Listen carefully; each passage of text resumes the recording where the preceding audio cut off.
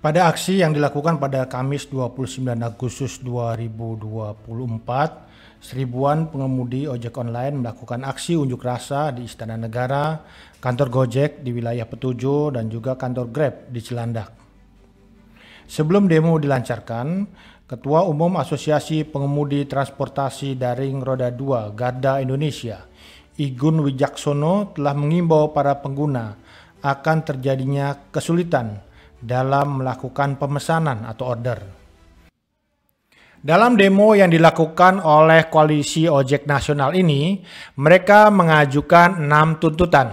Kita berharap bahwa ke depannya transportasi online di Indonesia, termasuk juga kurir online di Indonesia, lebih berkembang dan juga memberikan manfaat bagi masyarakat dan kita semua. Tentunya sebagai bagian dari bagaimana kita mengembangkan ekonomi digital, ekonomi kerakyatan, bahwa perkembangan transportasi online, kurir online ini juga harus bermuara pada happy solution.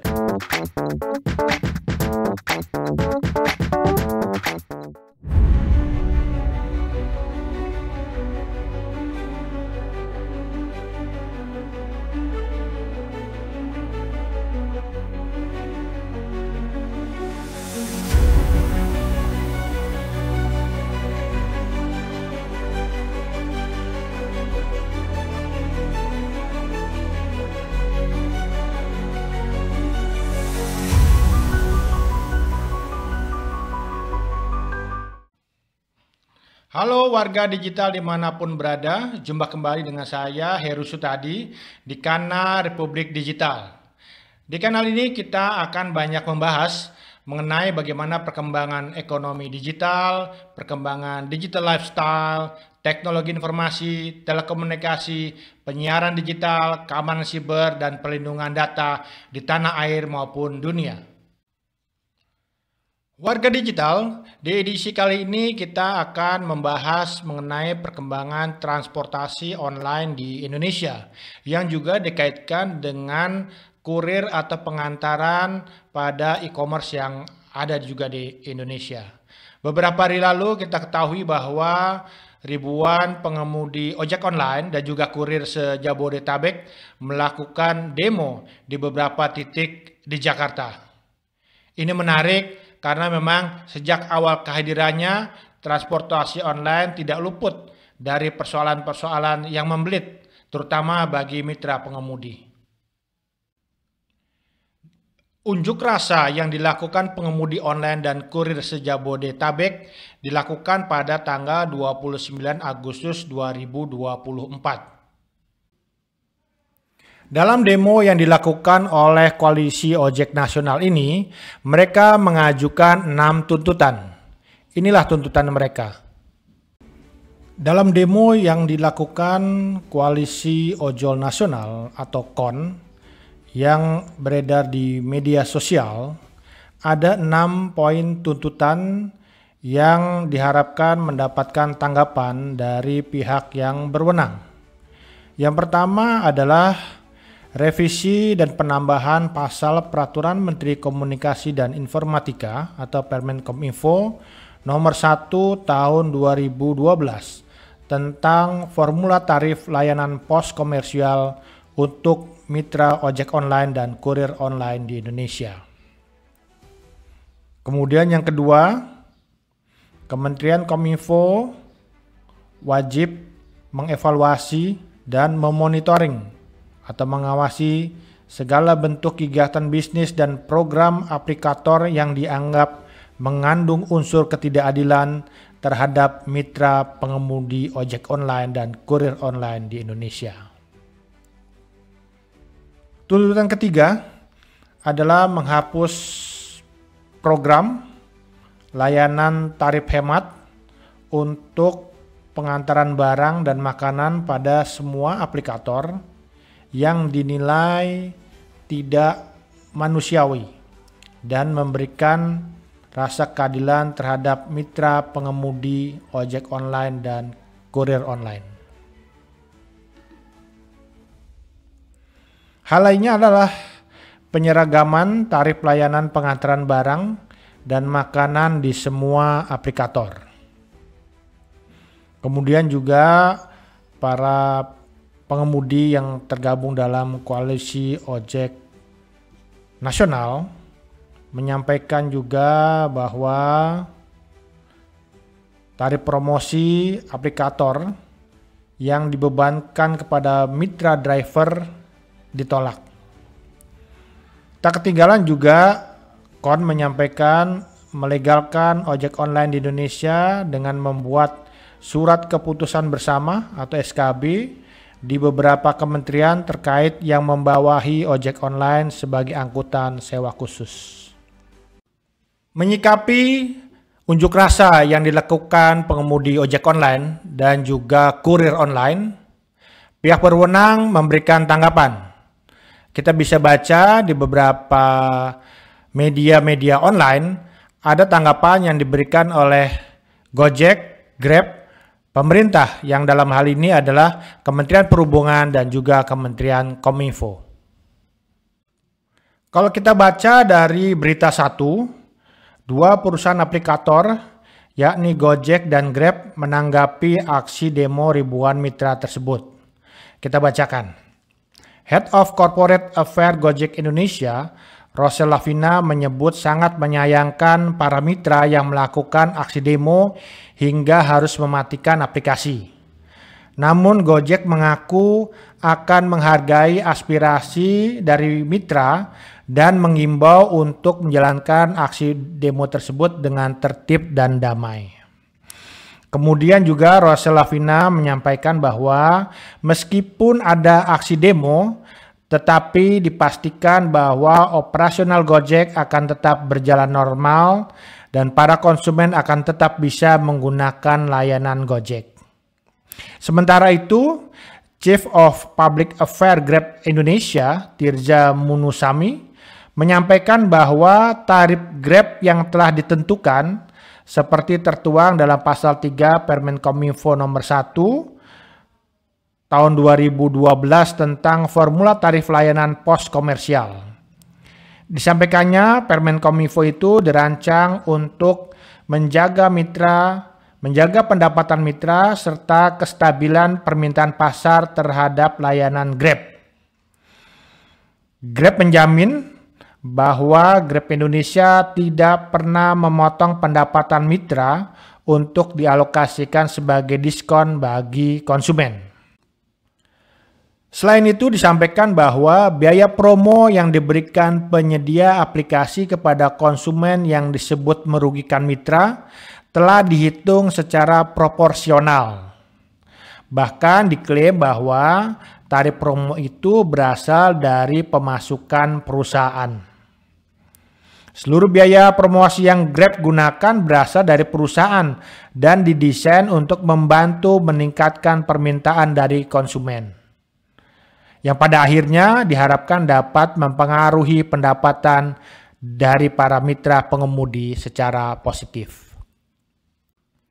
Apa yang dilakukan pengemudi online dan juga kurir online dalam berunjuk rasa yang juga mempersoalkan beberapa regulasi yang dikeluarkan pemerintah mendapat tanggapan.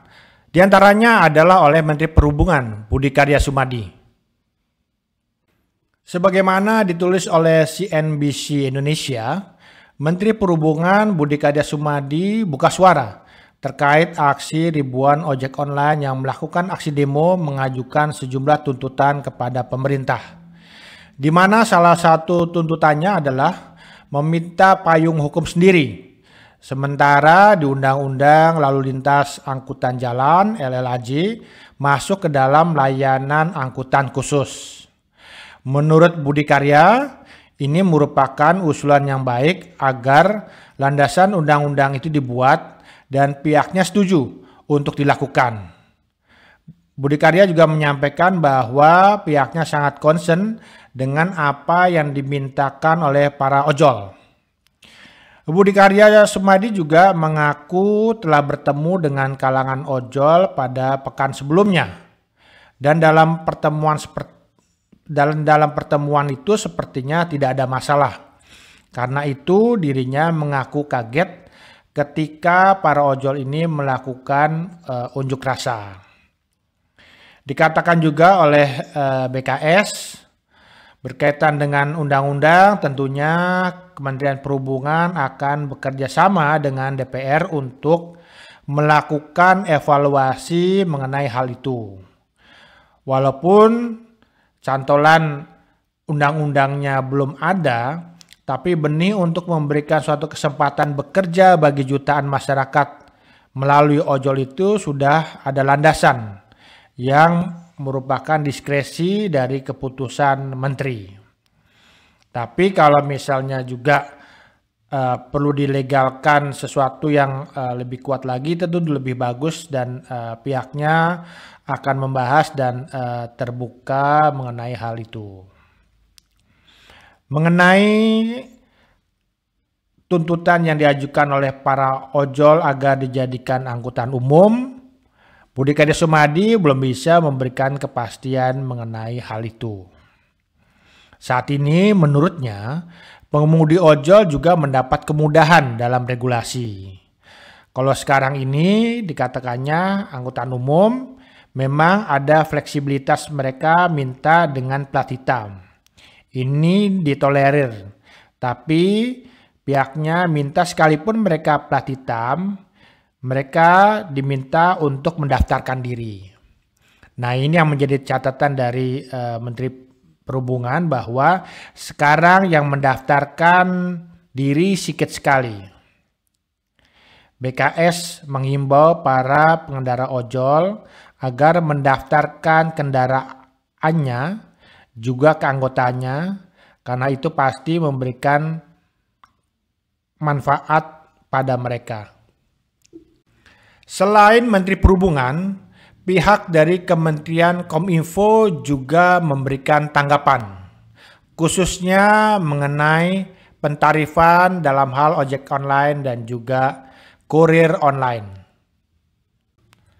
Kementerian Komunikasi dan Informatika Kemenkominfo mengaku tidak menutup peluang untuk memenuhi tuntutan pengemudi ojol tentang revisi tarif layanan pos komersial. Hanya saja mereka bisa merevisi Permen Kominfo selama tidak melanggar undang-undang yang berlaku, karena kewenangan Kementerian Kominfo tidak berada pada penentuan tarif. Kewenangan penentuan tarif tetap berada di tangan aplikator. Disampaikan oleh Direktur Jenderal Penyelenggaraan Pos dan Informatika Kementerian Kominfo, Wayan Tony Supriyanto, di gedung utama Kementerian Kominfo, dikatakannya bahwa kalau mau mengubah aturan itu bisa, tapi formulanya. Bukan kita yang menentukan tarif, kata Wayan Tony. Kemudian juga disampaikan oleh Wayan Tony bahwa pemerintah mengatensi tuntutan para ojol yang berdemo pada Kamis 29 Agustus 2024. Meski begitu, walaupun memberikan atensi, Wayan Tony menegaskan bahwa besaran tarif dan standar layanan tidak ditentukan oleh pemerintah. Kementerian Kominfo hanya mengatur mengenai formula tarif layanan. Formula tersebut adalah upaya untuk menjaga kompetisi bisnis, tetapi tidak bisa mengatur aplikator sebagai penyelenggara pos. Disampaikan juga bahwa kewenangan menentukan tarif itu aplikator. Dengan kompetisinya, bagaimana mereka berkompetisi mencari uang dengan cara-cara mereka.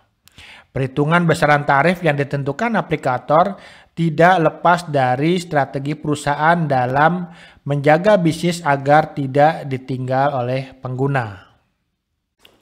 Bicara mengenai transportasi online di Indonesia, ini cukup menarik. Walaupun memang kehadirannya ini sudah sejak lama gitu ya. Sudah hampir lebih dari 1 dekade yang lalu. Tapi penggunaan transportasi online ini marak di era 2015-2016. Di mana pada saat itu memang masyarakat sedang gandrung untuk menggunakan berbagai layanan yang khususnya adalah aplikasi digital. Salah satu yang juga dikemukakan atau mendorong perkembangan digitalisasi di Indonesia adalah penggunaan dari transportasi online. Transportasi online menawarkan hal yang baru. Kalau biasanya kita menggunakan transportasi umum, misalnya katakanlah ojek gitu ya, kita kan harus datang ke pangkalan. Bahkan juga kita harus bernegosiasi harga pada saat itu. Nah ini ketika ada terobosan baru yang mendisrupsi semua transportasi umum, khususnya adalah ojek dan juga taksi, transportasi online memberikan penawaran baru. Salah satunya adalah tarif yang pasti. Ketika kita menggunakan aplikasi untuk misalnya menumpang kendaraan, apakah itu dengan mobil ataukah dengan motor ya, ojek, ini tarifnya jelas dari titik A ke titik B berapa gitu ya. Ini yang tidak kita dapatkan ketika kita menggunakan ojek pangkalan, karena ada tawar menawar yang bahkan juga ketika kita tawar menawar itu ya kadang-kadang kalau kita nggak ngerti agak-agak ditipu gitu ya. Saya pernah misalnya menggunakan ojek pangkalan di suatu tempat di Jakarta Pusat gitu ya, itu tarifnya ternyata ditawarkan 50.000 gitu, padahal ternyata jaraknya dekat karena kita nggak tahu pasti jaraknya itu di mana. Ketika transportasi online ini tarifnya lebih bisa diukur lah gitu ya, berapa lama kita sampai dan juga tarifnya seperti apa. Dan bahkan memang cukup banyak juga tawaran-tawaran yang memang membuat masyarakat itu ingin mencoba gitu ya. Katakanlah misalnya ojek online, kita dikasih caps gitu ya, dikasih pelindung kepala, yang kemudian ya itu karena kita kan juga ganti-gantian ya menggunakan helm dari pengojek gitu ya. Sehingga ya kita khawatir mungkin ada binatang atau apa gitu yang mungkin juga berpindah dari satu rambut ke rambut lainnya, kita mendapatkan caps gitu ya.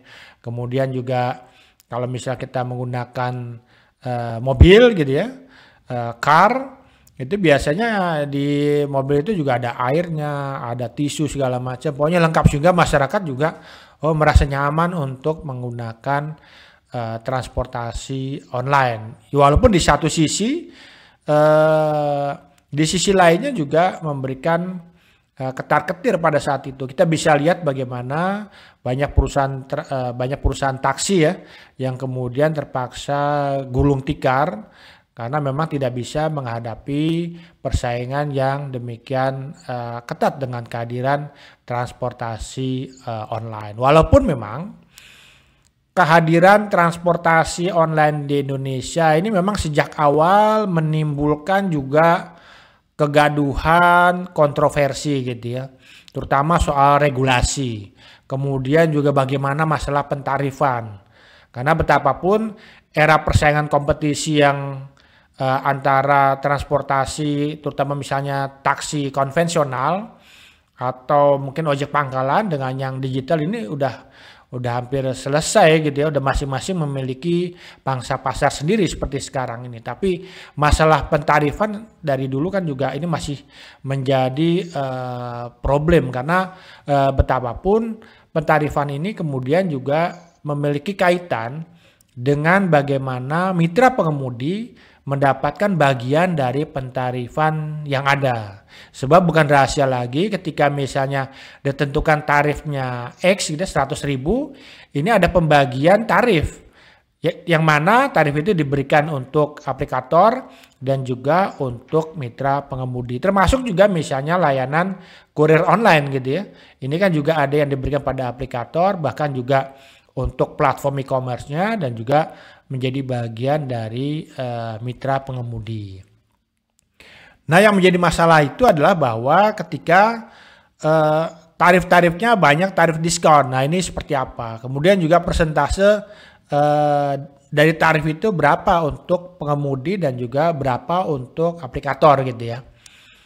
Nah, memang ini cukup menarik kita bahas karena platform transportasi online termasuk juga misalnya pengantaran makanan segala macam itu kan semua didasarkan atau modal utamanya kan dari mitra. Katakanlah misalnya ojek online. Yang modal itu adalah mitra. Artinya bahwa yang punya motor itu bukan platform tapi mitra gitu ya. Kemudian juga yang membeli bensin ya mitra juga. Kalau rusak ya mitra juga gitu ya. Sehingga memang beban dari mitra ini harus juga disesuaikan dengan komposisi pembagian dari tarif yang dibebankan pada konsumen gitu ya. Nah kan sekarang ini juga lebih menarik lagi karena betapapun platform juga udah ngambil bagian sendiri, udah dikenakan cas tersendiri ketika kita memesan apakah itu ojek online, kemudian juga berbasis mobil atau juga misalnya pesan pengantaran makanan gitu ya. Ini kan ada bagian dari misalnya juga bagian yang diberikan untuk platform dalam hal penggunaan aplikasi. Sementara penggunaan misalnya biaya yang dibebankan pada konsumen, ini kan juga pembagiannya juga kadang-kadang mungkin masih dirasa tidak adil gitu ya. Nah ini kita juga perlu melihat bagaimana transportasi online di Indonesia. Yang jelas adalah bahwa transportasi online di Indonesia pada saat ini telah menjadi bagian yang cukup penting. Transportasi online di Indonesia saat ini telah menjadi bagian integral dari kehidupan sehari-hari banyak masyarakat. Kalau dulu mungkin hanya pihak-pihak tertentu, orang-orang tertentu yang menggunakan transportasi online, sekarang transportasi online ya sudah banyak dipakai gitu ya. Untuk mengantarkan barang, kemudian juga mengantarkan kita kerja, atau mungkin juga menjadi feeder ketika kita turun dari layanan MRT, LRT segala macam gitu ya. Tapi memang harus diakui bahwa di balik popularitas transportasi online terdapat peluang, tantangan, dan juga solusi yang memang harus kita pertimbangkan bersama. Unjuk rasa yang terjadi beberapa hari lalu mengindikasikan hal tersebut bahwa persoalan transportasi online dan juga kurir online ini harus diselesaikan, disolusikan secara lebih baik dan juga tuntas agar kedepannya aturan main antara pemerintah, kemudian juga platform atau aplikator dan juga mitra, baik mitra pengemudi, kemudian juga mitra kurir segala macam ini bisa lebih jelas masing-masing. Warga digital, kita bisa lihat di sini ada beberapa hal yang menjadi peluang dari transportasi online di Indonesia. Yang pertama adalah bahwa transportasi online memungkinkan masyarakat di berbagai wilayah, termasuk di daerah yang sulit dijangkau transportasi umum untuk mendapatkan layanan transportasi dengan mudah. Nah ini ya tidak perlu kita perdebatkan lagi karena betapapun ketika misalnya sekarang kita transportasi online ini juga menjadi lebih mudah gitu ya. Kita hanya tinggal tap di perangkat ponsel kita dengan pembayaran juga yang mudah. Kalau dulu kita harus tawar-menawar, sekarang tidak perlu tawar-menawar. Dan juga kalau dulu itu pengembaliannya nggak ada recehan gitu ya. Kalau sekarang kan udah dilakukan secara elektronik payment. Dan ini juga menarik ini terkait dengan jangkauan gitu. Karena betapapun sekarang juga transportasi online ini karena juga mendapatkan mitra yang cukup banyak sehingga daya jangkaunya juga menjadi lebih luas. Kemudian yang kedua itu adalah peningkatan kualitas hidup. Dengan adanya transportasi online, masyarakat dapat menghemat waktu dan juga biaya gitu ya. Ini mendukung mobilitas yang tinggi, baik untuk keperluan pekerjaan, pendidikan maupun kebutuhan sehari-hari. Ini kalau kita lihat tiap pagi itu udah banyak juga anak-anak sekolah menggunakan transportasi online gitu ya. Yang kalau dulu itu bergantung pada orang tuanya untuk mengantarkan, atau apalagi juga di Jakarta ini kan nggak semua sudut juga misalnya dapat diberikan layanan bis umum gitu ya. Apakah Transjakarta segala macam sehingga transportasi online ini menjadi pilihan juga gitu.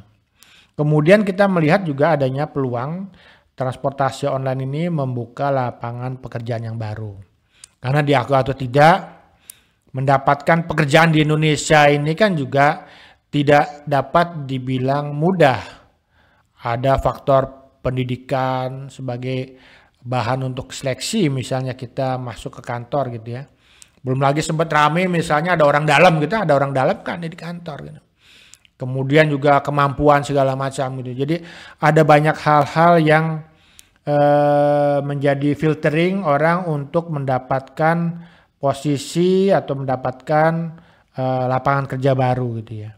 Tapi dengan ojek online, dengan transportasi online, ini seleksinya menjadi lebih mudah.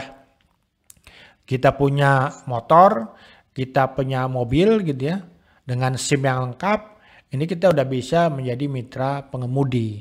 Termasuk juga mitra dari misalnya pengantaran makanan gitu ya, kita bisa masak segala macam juga, ini juga membuka lapangan kerja gitu ya. Ini yang sering kali saya katakan bahwa ini merupakan bagian atau ekonomi kerakyatan sesungguhnya. Saya seringkali mengatakan bahwa perkembangan dari ekonomi digital, termasuk juga e-commerce, transportasi online, pengantaran makanan online, ini menjadi bagian dari ekonomi kerakyatan yang sesungguhnya. Yang selama ini kita bingung, kita untuk mencari ekonomi kerakyatan itu seperti apa gitu ya. Walaupun memang selama ini diidentikan bahwa ekonomi kerakyatan itu adalah koperasi gitu ya. Tapi kalau kita lihat sesungguhnya ya inilah ekonomi kerakyatan di mana tiap-tiap masyarakat memiliki peluang dan juga menjadi bagian dari roda penggerak ekonomi bangsa. Kita bayangkan misalnya betapa sulitnya pemerintah harus membuka sekian juta lapangan kerja. Bila mana lapangan kerja yang dibuka itu adalah lapangan kerja yang mungkin seperti kita ketahui selama ini dengan kantor, pabrik atau apa. Tapi dengan kehadiran ekonomi digital, transportasi online, pengantaran makanan online, kurir online segala macam, e-commerce gitu ya. Ini memberikan kemudahan bagi kita masyarakat untuk mendapatkan pendapatan, memberikan kontribusi bagi peningkatan pertumbuhan ekonomi nasional, di mana mereka tidak membutuhkan misalnya pendidikan yang tinggi atau mungkin kemampuan yang khusus gitu ya.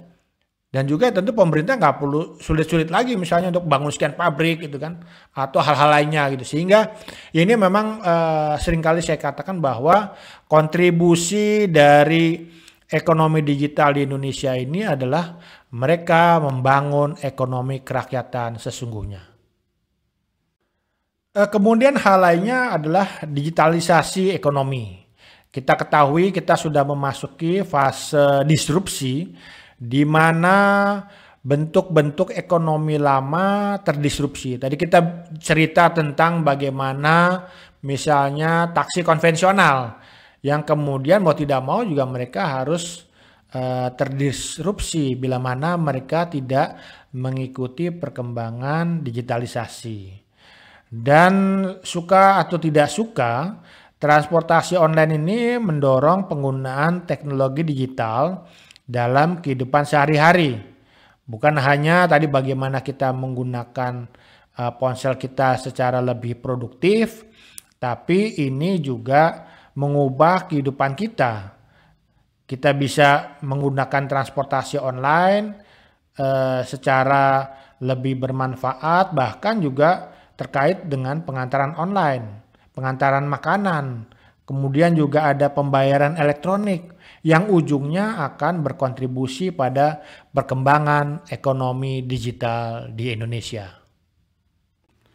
Namun demikian, transportasi online di Indonesia juga menghadapi banyak tantangan.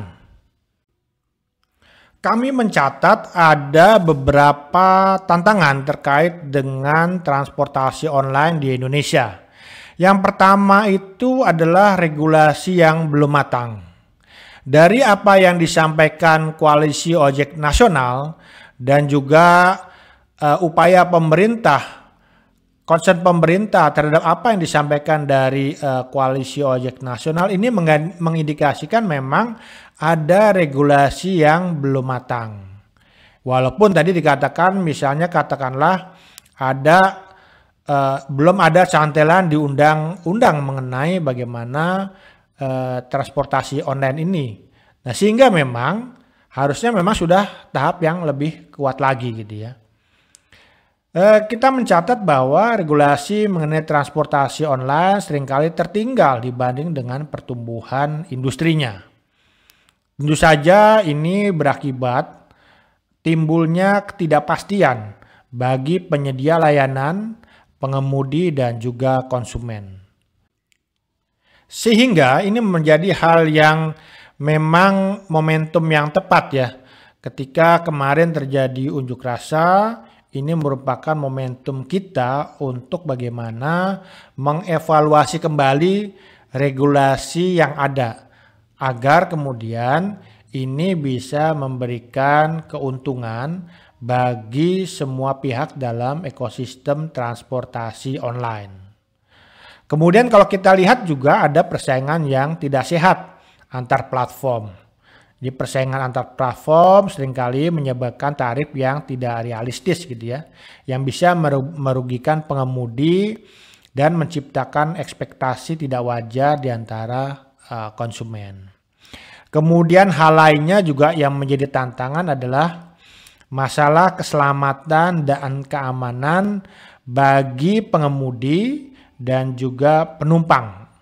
Ini menjadi tantangan yang serius karena terkait dengan adanya insiden kejahatan atau mungkin juga kecelakaan yang melibatkan layanan transportasi online. Jadi memang ini juga udah sering kali kita baca baik di media mainstream maupun di media sosial ya tentang insiden kejahatan dan juga kecelakaan yang melibatkan layanan transportasi online. Tantangan berikutnya adalah juga ketergantungan pada teknologi. Ketergantungan yang tinggi pada teknologi membuat layanan ini rentan terhadap masalah teknis seperti gangguan jaringan atau serangan siber. Nah, kalau ketika misalnya masyarakat membutuhkan layanan, tiba-tiba misalnya platformnya hang atau platformnya itu down. Nah, ini tentu juga merupakan tantangan yang perlu kita solusikan secara baik ke depan gitu ya. Dan terutama yang tidak dapat kita pungkiri adalah serangan siber terkait juga dengan perlindungan data. Dalam beberapa waktu lalu banyak misalnya penipuan-penipuan yang kemudian akhirnya membuat ya karena terkait dengan pembayaran elektronik, akhirnya uang kita amblas gitu ya. Karena ada orang yang mengaku dari penyedia platform, kemudian juga meminta OTP kan gitu ya. Walaupun kemudian sekarang sudah ada perbaikan-perbaikan juga yang dilakukan oleh platform. Misalnya kalau itu diakibatkan oleh kesalahan platform, maka uang yang hilang tersebut dapat diganti. Tapi memang serangan siber ini juga perlu diantisipasi yang akan mengambil data, kemudian juga bagaimana nanti upaya mereka misalnya membuat sistem tidak berfungsi, termasuk juga misalnya ransomware gitu ya.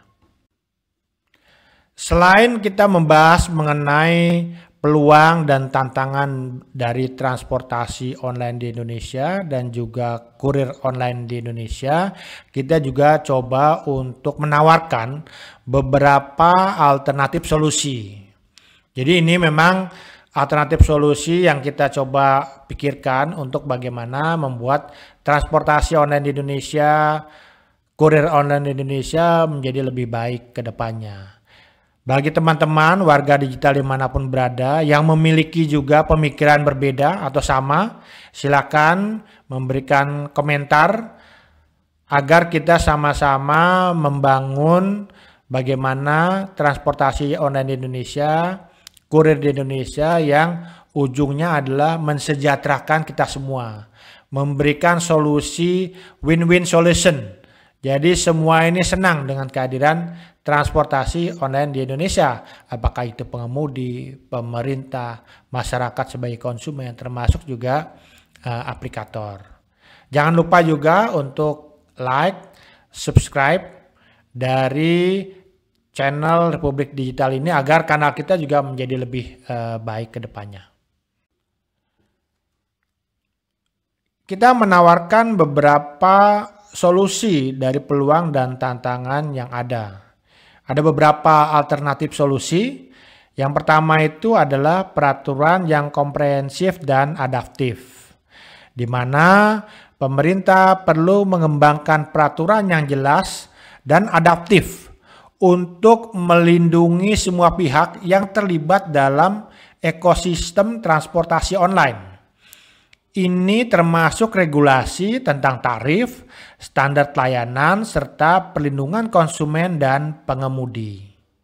Apalagi kalau kita lihat dalam kasus kurir online, ada juga jam kerja dan juga batasan wilayah kerja bagi mereka. Karena betapapun juga dari beberapa informasi yang kita coba gali, dari mereka yang bekerja di kurir online, ini nampaknya batasan waktunya juga ada batasan waktu kerja, kadang-kadang ini tidak terhingga gitu ya, karena mereka harus mengantarkan demikian banyak barang ya, sehingga jam kerja mereka itu juga tidak sesuai dengan aturan dan ketentuan yang ada. Kemudian juga tentu perlu adanya pendekatan kolaboratif. Di sini semua pemangku kepentingan, stakeholders, termasuk pemerintah, penyedia layanan, dan masyarakat harus bekerja sama untuk menciptakan lingkungan yang kondusif bagi perkembangan transportasi online. Jadi kita melihat bahwa dialog terbuka untuk menyelesaikan isu-isu terkait dengan persaingan, standar layanan, keamanan segala macam perlu sering dilakukan. Karena ini bukan merupakan wilayah yang eksklusif, tapi merupakan wilayah yang inklusif. Apalagi ketika kita bicara bahwa ini merupakan bagian dari perkembangan ekonomi digital di Indonesia yang juga tadi saya katakan bahwa ini merupakan ekonomi kerakyatan sesungguhnya. Kemudian juga terkait dengan peningkatan keselamatan. Harus diimplementasikan teknologi untuk meningkatkan keselamatan, termasuk pelacakan GPS, tombol darurat, dan sistem rating yang harus terus diperkuat. Kemudian juga jangan dilupakan bahwa harus ada pelatihan bagi pengemudi terkait keselamatan di jalan raya dan layanan pelanggan yang juga penting. Kita juga bertanya-tanya pada para platform, karena sekarang kualitas layanan dari transportasi online ini jauh menurun dibanding layanan transportasi online pada masa awal-awal gitu ya. Sekarang nggak ada lagi tuh yang misalnya kita naik ojek online diberikan penutup kepala gitu ya. Nggak ada lagi tuh misalnya ada seleksi dari mereka yang menyediakan layanan transportasi online dengan mobil untuk misalnya mengecek kondisi mobil gitu ya, keharuman mobil, kondisi laik mobil, termasuk juga mana yang dulu misalnya disediakan minuman mineral gitu, air mineral gitu ya, udah nggak ada lagi, tisu juga udah nggak ada lagi. Jadi memang ini harus juga sama-sama kita membangun kepercayaan masyarakat terhadap transportasi online. Jangan kemudian sekarang sudah banyak digunakan masyarakat, banyak juga aplikator dari unicorn menjadi dekakorn, kemudian kualitas layanannya itu sekarang menurun. Kemudian kita juga memberikan alternatif solusi tentang diversifikasi layanan.